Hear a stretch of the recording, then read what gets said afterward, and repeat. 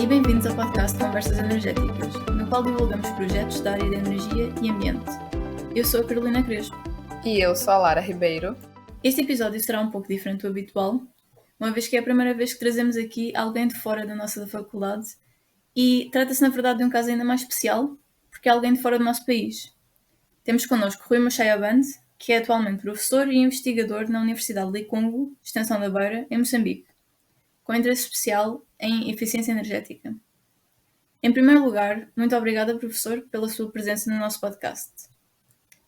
O professor iniciou a sua carreira no ensino de Física. Pode falar-nos um pouco da sua experiência e no que é que o levou a interessar-se na área da energia? Obrigado, Carolina e Lara, pelo convite formulado para as conversas energéticas, que, no meu entender, é um projeto bastante interessante e importante para a academia, ao trazer para o debate um dos importantes temas da atualidade, que é a energia. Falando um pouco da minha experiência acadêmica, como cheguei a me interessar na área de energia, começaria por dizer que trabalho como docente universitário desde 1996, na Universidade Pedagógica de Ligação da Beira, que em 2019, a partir da reestruturação do ensino superior em Moçambique, passou a integrar a Universidade Licungo.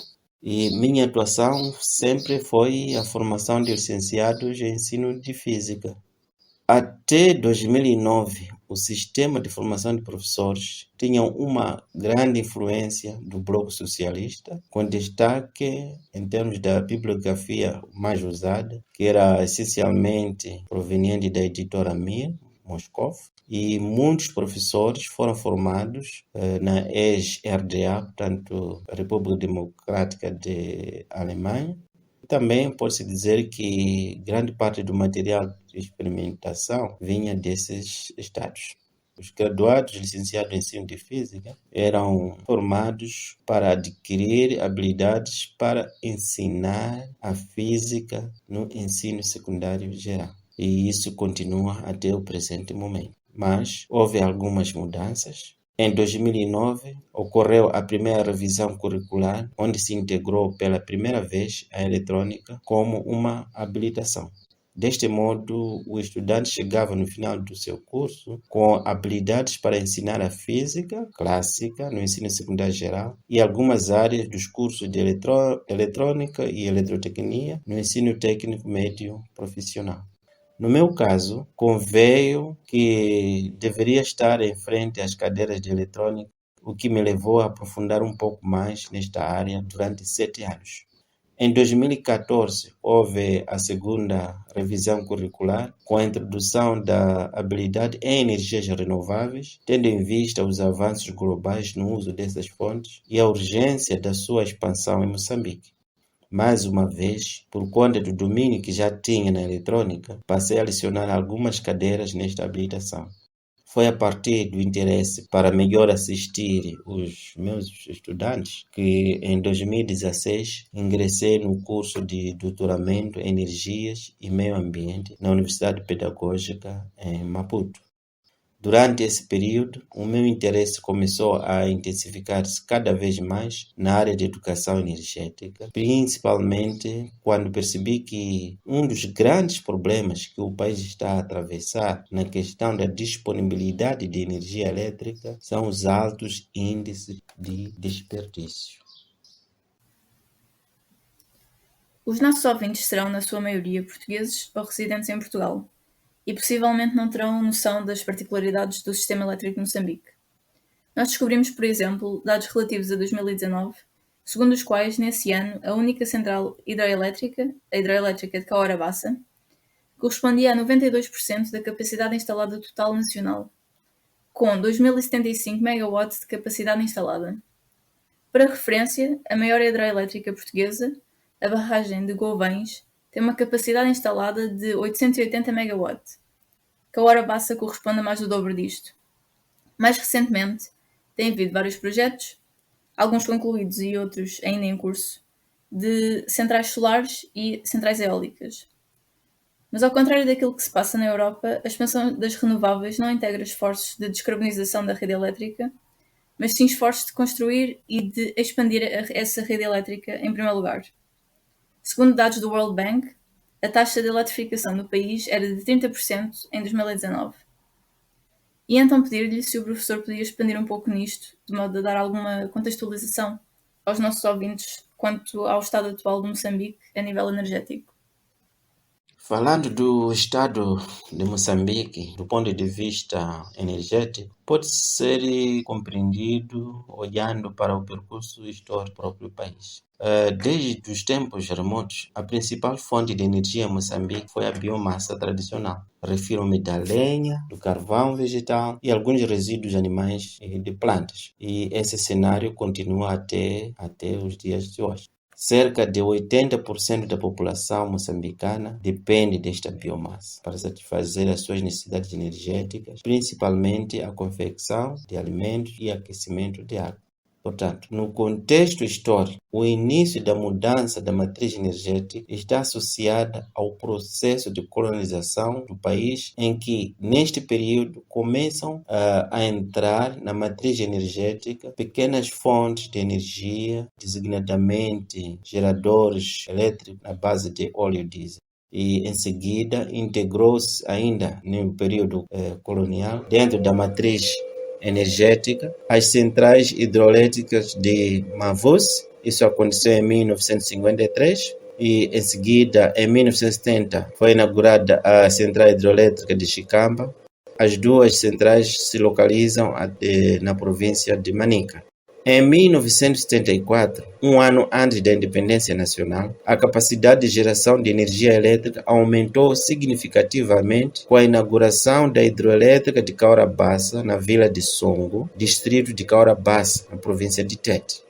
A hidroelétrica de Cahora Bassa é a maior barragem hidroelétrica do país, com uma capacidade de produção de energia elétrica avaliada em 2.075 megawatts, dos quais cerca de 1.764 megawatts são exportados para a Eskom, que é uma empresa de energia da África do Sul. E apenas 500 megawatts, cerca de 24%, estão disponíveis para o mercado nacional através da empresa pública Eletricidade de Moçambique. Por volta de 1978 a 1992, a capacidade elétrica sofreu um grande declínio por conta da instabilidade político-militar. Neste período, uma guerra civil aconteceu, tendo paralisado várias centrais e projetos hidrelétricos, e a rede de transmissão da alta tensão ficou severamente destruída. E este cenário terminou em 1992 com a assinatura dos acordos de paz no dia 4 de outubro. A partir daí, Moçambique renasce no seu projeto de energização. Quanto às fontes de energia renováveis, para além da hídrica, que ocupa a maior parcela na geração de energia elétrica, cerca de 11%, a partir de 2009, a exploração de energia solar tem vindo a expandir-se lentamente no país. Dois importantes parques fotovoltaicos foram instalados, designadamente o Parque Fotovoltaico de Mucuba, na província de Zambésia, com a capacidade de 40 megawatts em 2019, e o Parque Fotovoltaico recentemente inaugurado no mês de abril de 2022 em Metor, no distrito de Anquabe, província de Cabo Delgado. Fora desses projetos de grande escala, existem também projetos de pequena escala que estão sendo instalados nos centros de saúde, nas escolas, comunidades e em zonas rurais sem ligação com a rede elétrica nacional. Em relação às fontes de energia eólica, Moçambique apresenta um excelente potencial para a geração de eletricidade a partir do vento. O potencial é estimado em 3,9 gigawatts, dos quais 1,5 gigawatts com o potencial efetivo de ligação à rede. Apesar disso, o mercado da energia eólica encontra-se numa fase inicial de desenvolvimento, sem qualquer contribuição na matriz energética. Para terminar esta questão sobre a contextualização, devo sublinhar que o progresso atual na geração de energia elétrica que está a se registrar no país é desafiado pelo rápido crescimento da população moçambicana. A taxa, segundo o Banco Mundial, os dados apresentados em 2020, é de 2,9%. Podemos ver que de cerca de 12 milhões da população que éramos em 1980, hoje somos 30 milhões, o que naturalmente vai aumentando a demanda energética e também a taxa de desperdício de energia. Este cenário vai colocar o país nos mais baixos níveis de acesso à eletricidade entre os países da África Austral. Só para ilustração, em 2020, os dados mostram que 34% da população tinha acesso à rede elétrica nacional. Esta percentagem mudou, de alguma maneira, para 36% em 2022, portanto, este ano.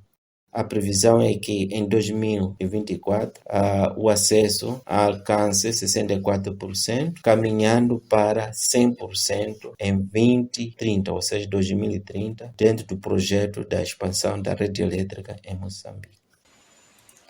Carolina, desculpa, mas antes de você continuar com as perguntas, gostaria de tirar uma dúvida, que possivelmente também é uma questão que os nossos ouvintes têm. E a pergunta é: por que a maior parte da energia produzida nessa central hídrica que o professor citou é exportada para a África do Sul, mesmo com déficit em Moçambique?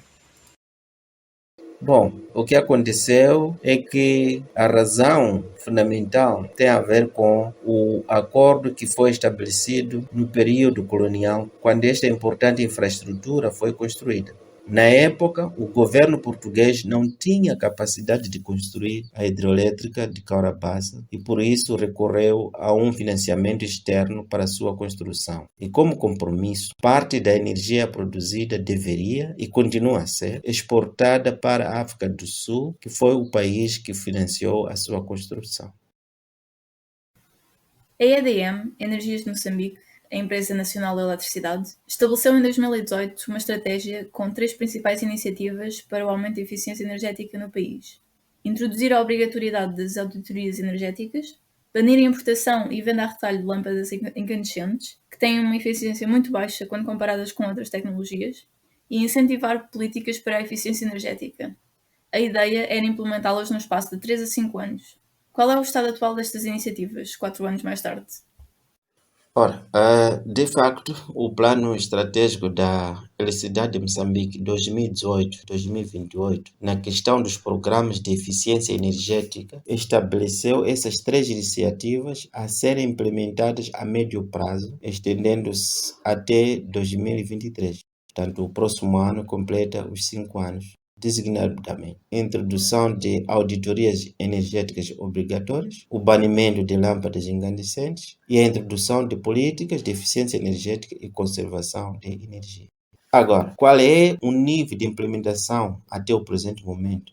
Eu diria que não se visualiza muita coisa. Porém, há alguns avanços. Por exemplo, na questão de legislação ou regulamentação, posso dizer que no mês de março de 2022, a Assembleia da República aprovou a proposta da revisão da Lei 21/97 de outubro, a Lei da Eletricidade. Esta lei visa adequar o quadro legal aos desafios do acesso universal à energia com qualidade e fiabilidade, com recurso a todas as fontes energéticas, em especial as fontes renováveis, e promover a redução de emissão de gases com efeito de estufa, tendo em vista a transição energética e o desenvolvimento. Uma novidade que entra nesta nova lei é de criar condições para a abertura do setor elétrico à iniciativa privada, o que tira, de algum modo, o monopólio que era detido exclusivamente pela empresa Eletricidade de Moçambique.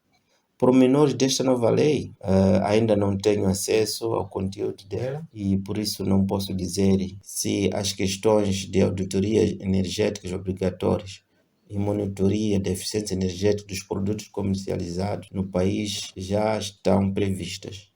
O que posso afirmar é de que o mercado nacional, infelizmente, quanto à comercialização de lâmpadas elétricas, de eletrodomésticos de baixos níveis de eficiência energética, ainda continua. Porém, quanto à promoção da eficiência energética em 2020, a Eletricidade de Moçambique incorporou na sua direção o Departamento de Eficiência Energética e em 2021 iniciou com um programa de substituição de lâmpadas de iluminação pública de alto consumo por LEDs, o que vai melhorar bastante o nível de eficiência energética do país. Em resumo, eu posso afirmar que até o presente momento, a meta para colocar em prática auditorias energéticas obrigatórias e banir a importação e venda a retalho de lâmpadas incandescentes ainda está longe para se alcançar. Por outro lado, programas de promoção de eficiência energética, seja por campanhas em massa ou ensino dirigido, ainda não é expressivo. O grande foco da sua investigação é a sobreposição dos campos da educação e da eficiência energética. No ano passado, o professor publicou um livro didático com o título Energia, Eficiência e Vigilância Energética: Conceitos e Aplicações na Iluminação Residencial. Fale-nos um pouco neste livro, como, por exemplo, o que é que o levou a escrevê-lo, a que público-alvo se destina e quais foram os temas-chave abordados, por exemplo.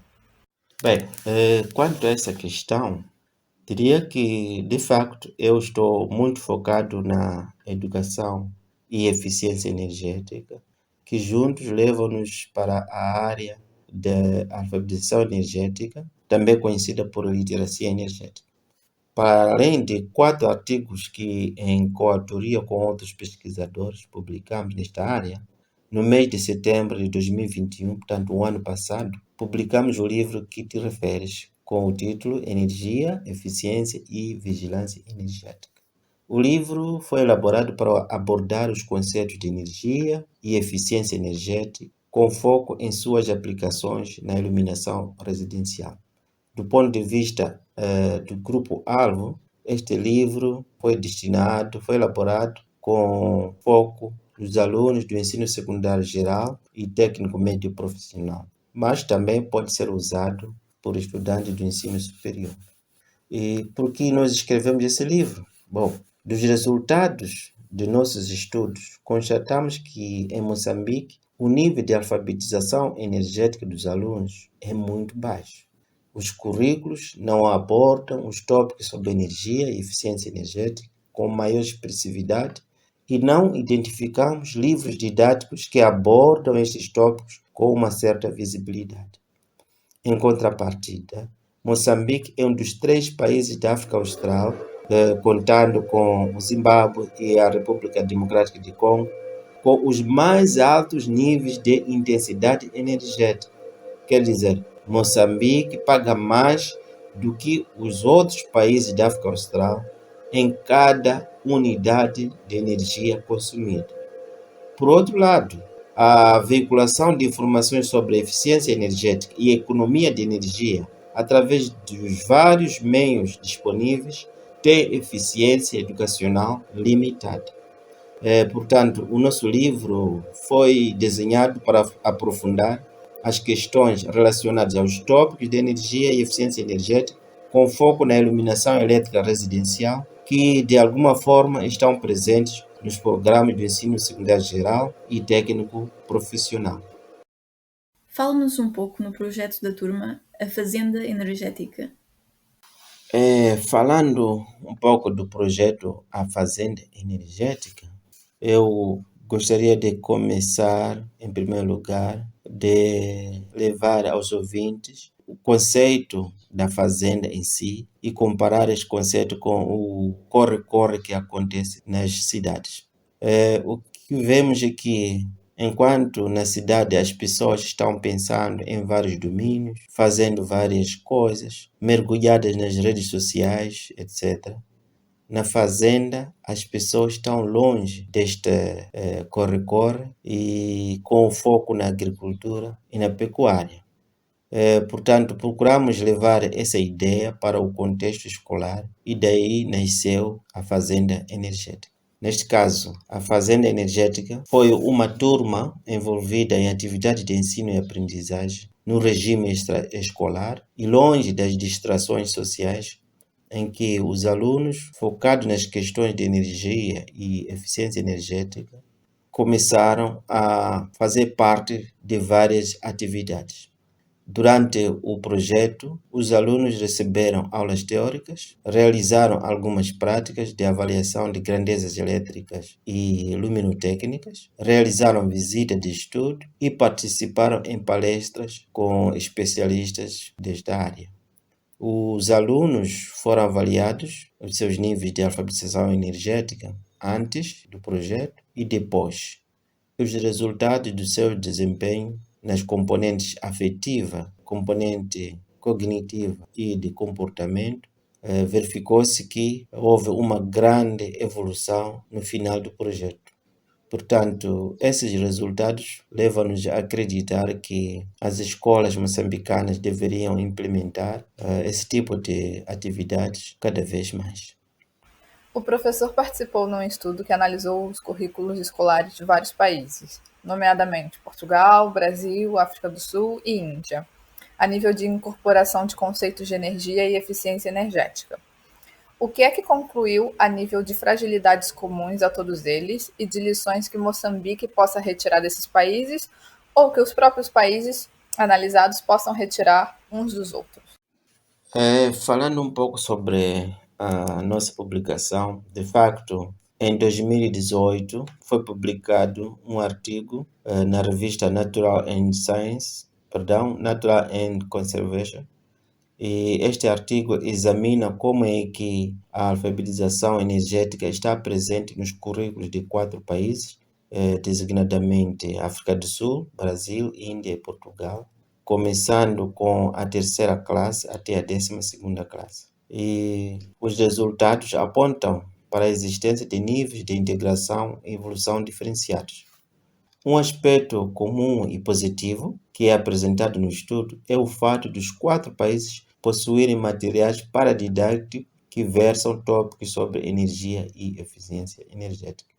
Alguns países apresentam materiais no formato físico, outros estão na nuvem. Porém, olhando para as grelhas curriculares desses países, foi possível identificar algumas fragilidades que quase são comuns em todos os países. Designadamente, posso dizer como exemplo, nos currículos não são expressivos os tópicos sobre energia de grande escala, eficiência energética e os aspectos ambientais na exploração dos recursos energéticos e consumo de energia elétrica. Refiro-me, em termos dessa especificidade, refiro-me na questão de carga horária, exemplos concretos, atividades práticas, visitas de estudo, entre outros. É que, na época que vivemos, onde a questão energética é uma preocupação global, eu acho que os currículos deveriam atender essa temática com maior consideração. Também notamos que o tratamento dos tópicos sobre energia e eficiência energética da 3ª à 12ª classe não é continuado. Alguns currículos começam com um bom nível de integração nas ciências naturais e a dado passo, por exemplo, na 9ª ou 11ª classe, esta temática desaparece e volta a reaparecer de forma tímida um pouco mais tarde. Finalmente, também verificamos que existe uma falta generalizada de abordagem transversal desta temática, em que não há participação efetiva das disciplinas de História e Geografia. Por outro lado, os conteúdos locais são, de algum modo, esquecidos. Esses resultados, sem dúvida, trazem algumas lições para Moçambique e posso até dizer que servem também para muitos países que estão na mesma situação, em que a alfabetização a alfabetização energética ainda não ganhou espaço nos currículos. Em primeiro lugar, posso dizer que o currículo do ensino secundário geral em Moçambique deve ser ampliado para incluir a alfabetização energética dos alunos e ser prontamente adotado nas escolas. Outra lição que podemos tirar na base desse resultado é que os fazedores dos programas de ensino devem incluir atividades de alfabetização energética através de projetos pedagógicos intra ou extra-escolares. Finalmente, posso também dizer que as escolas secundárias em Moçambique devem promover ou devem prover material didático que versa sobre energia e eficiência energética e aspectos socioambientais. Refiro-me de material de experimentação, cartazes, vídeos que contextualizam os desafios energéticos locais e nacionais, bem como treinar professores para estarem aptos na capacitação ou no treinamento dos seus alunos nestes conteúdos. Ainda no mesmo estudo, é de notar que, na disciplina de História, conceitos de energia quase não são abordados, quando, intuitivamente, abordar questões históricas relacionadas com a energia poderia dar aos alunos melhores ferramentas para a contextualização da importância destas questões. Para nós, vivendo na Europa, parece-nos importante informar os alunos sobre o papel da energia e da dependência energética em conflitos passados e atuais, bem como sobre o papel da energia no desenvolvimento tecnológico e, claro, sobre os esforços de descarbonização, nomeadamente acordos internacionais como o Protocolo de Quioto e o Acordo de Paris. Moçambique encontra-se num contexto geopolítico bastante diferente do de Portugal, sendo uma das principais diferenças que, enquanto Portugal concentra os seus esforços na descarbonização, Moçambique terá um maior foco na expansão da eletrificação. Na sua opinião, de que modo é que este tema poderia ser abordado na disciplina de História, em Moçambique, e quais seriam os principais conceitos a transmitir aos alunos? Sim, você tocou num ponto muito importante que mostra como Portugal e a Europa em geral está de algum modo mais avançado na execução da sua política energética rumo à descarbonização global. Moçambique ainda está no desafio para cumprir o 7º Objetivo de Desenvolvimento Sustentável sobre o acesso universal da energia até 2030, que é um direito fundamental social, uma vez que a energia pode contribuir para alcançar os outros 16. Portanto, sabemos que são 17 objetivos e o 7º é sobre o acesso universal à energia para todos.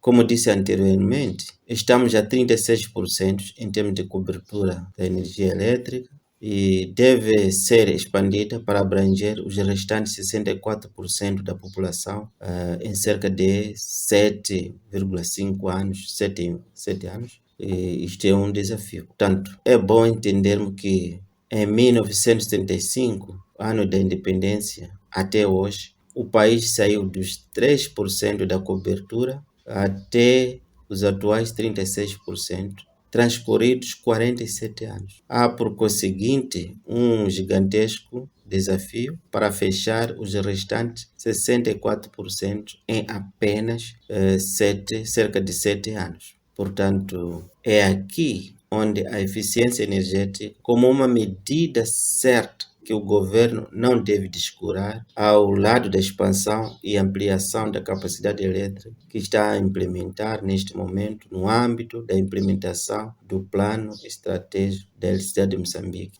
o Plano 2028 e do Programa Nacional Energia para Todos. Portanto, não se pode falar de alívio à pobreza ou combate do analfabetismo, impulsionar a prosperidade ou mesmo acesso universal de água, por exemplo, se o país não tem acesso adequado da energia. Portanto, o conhecimento sobre o porquê Portugal ou outros países e Moçambique estão em planos ou níveis diferentes na implementação das suas políticas energéticas não depende apenas de uma explicação tecnológica plausível, mas sim e fundamentalmente é preciso compreender o percurso histórico de cada país. É aqui onde reside a importância da integração desta temática na disciplina de História. Por exemplo, a nossa maior central hidrelétrica de Caurapaça tem um rico legado para contar. Começaria a dizer, por exemplo, a sua construção, que aconteceu durante o período da dominação colonial, e todo o protocolo foi fechado nesta época. Como consequência disso, hoje os moçambicanos ainda não podem se beneficiar da totalidade da sua capacidade e, como disse anteriormente, mais de 76% é escoado para a África do Sul. A razão, por outro lado, a razão da sua construção para além do projeto energético, também tinha motivação político-militar. Portugal pretendia criar um obstáculo natural através da Albufeira de Caorabassa, visando impedir a passagem da guerrilha da Frelimo, que é a Frente de Libertação de Moçambique, saindo da zona norte do país para a região centro, onde desenvolveria a luta armada de libertação nacional em Manica e Sofala. Portanto, esta é uma informação bastante útil que pode constar na disciplina de História. Por outro lado, no período entre 1978, aproximadamente 1978 a 1992, eclodiu uma guerra civil e, por via disso, as linhas de alta tensão da Central Hidroelétrica de Caorabassa, que escoam a energia para a África do Sul e alguns pontos na altura, começou a ser intermitente por conta desta guerra. Portanto, sem dúvida, essa condição vai refletir ou refletiu na estagnação dos avanços da economia do país. Finalmente, um exemplo que também merece destacar no contexto histórico, que é digno de realçar, neste caso, podemos falar sobre a exploração do gás na bacia do Rovuma, na província de Cabo Delgado. Infelizmente, com a insurgência de um grupo armado e terrorista, o arranque efetivo da sua exploração está sendo adiado. Portanto, cada central de energia, como eu vejo, o nível de expansão no acesso de energia, assim como a matriz energética de um país, tem a sua história. E não trazer essa informação no currículo inibe de alguma maneira que os alunos participem no debate de questões prementes sobre conservação e gestão racional e sustentável dos recursos energéticos de um determinado país. As escolas procuram ter uma participação significativa na vida das crianças e jovens em relação à alfabetização energética, ensinando-lhes bons hábitos para a poupança de energia.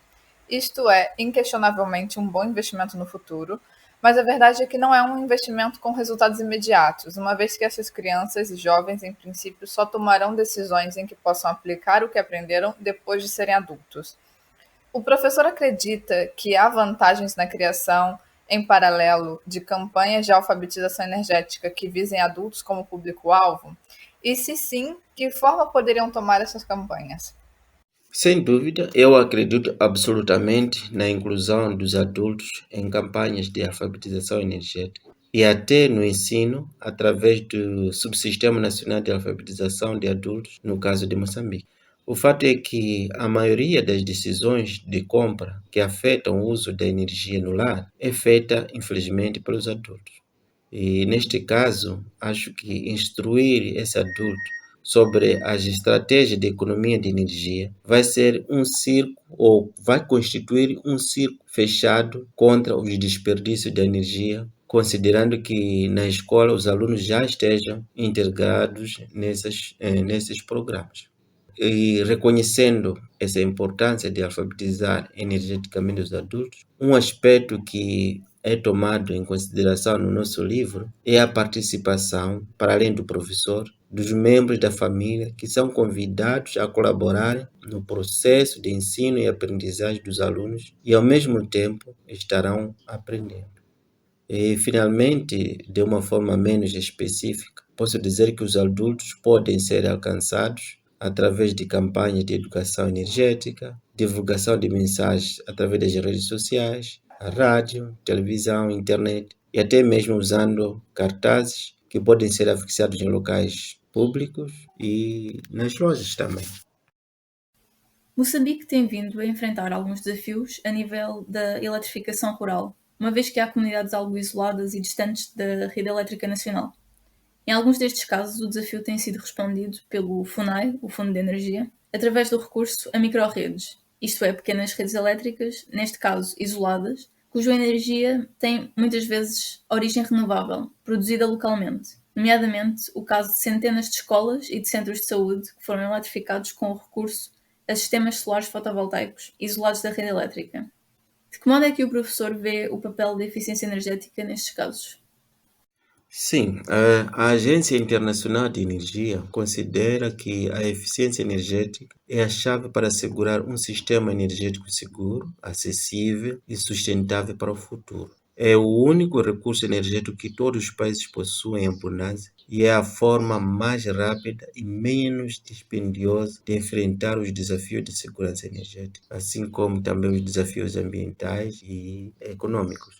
Apenas como ilustração, posso dizer que em 2016, segundo essa agência, 1,8% da melhoria da intensidade energética global foi alcançada graças aos programas de eficiência energética. Portanto, como podemos ver, aqui fica claramente ilustrado o papel da eficiência energética. Portanto, é bom entender que, neste caso, a eficiência energética não depende somente do tipo de tecnologia disponíveis e, por via disso, não depende da capacidade financeira para se comprar essas tecnologias eficientes. Depende também da capacidade que cada um tem em pensar e agir em termos da eficiência energética. Portanto, o governo de Moçambique, para cumprir o Programa Nacional de Energia para Todos até 2030, tem se esforçado em aumentar exponencialmente a capacidade de expansão da rede elétrica nacional, bem como aumentar significativamente a capacidade de geração, transmissão e distribuição da energia elétrica, com foco não somente no objetivo econômico, mas também no social. E para alcançar esse objetivo, assistimos hoje em dia uma rápida expansão de mini-hídricas, centrais solares e outros sistemas também. Porém, a par desse esforço de engenharia, é preciso também considerar a contribuição dos programas de eficiência energética para acelerar o alcance do acesso universal. E, neste caso, é importante que o governo revisite a sua estratégia 2018-2028 e acelerar a implementação das auditorias energéticas obrigatórias, banir a importação e venda de produtos menos eficientes e incentivar políticas para a eficiência energética. É bom ressaltar aqui, ou pelo menos considerar um exemplo que vale a pena destacar na política energética que reforça a promoção da eficiência energética, o caso do Brasil. O Brasil, em 2000, estabeleceu uma lei que impõe a aplicação de uma percentagem mínima em programas de eficiência energética, incluindo pesquisa nessa área.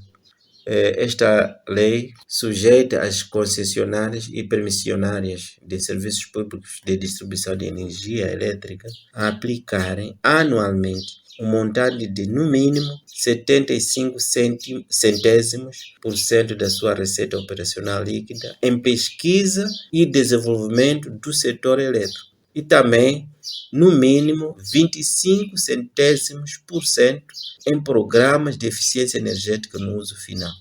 Portanto, ali está uma boa experiência. E este é um exemplo de engenharia que Moçambique e outros países deveriam considerar.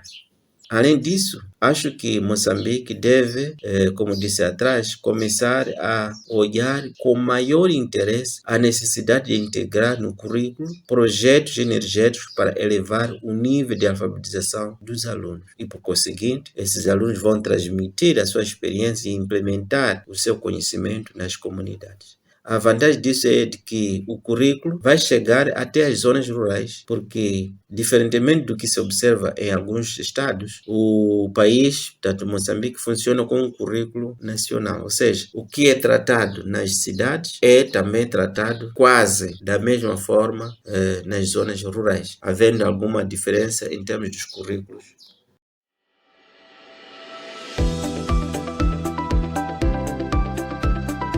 Esta foi a entrevista com o professor Rui Muchaya Bandi. Muito obrigada, professor, mais uma vez pela sua participação. E aos nossos ouvintes, obrigada e até o próximo episódio. Mais uma vez, eu agradeço o convite formulado por vocês e foi um grande prazer compartilhar convosco a minha experiência como professor e o meu ponto de vista sobre a questão de eficiência energética e alfabetização energética.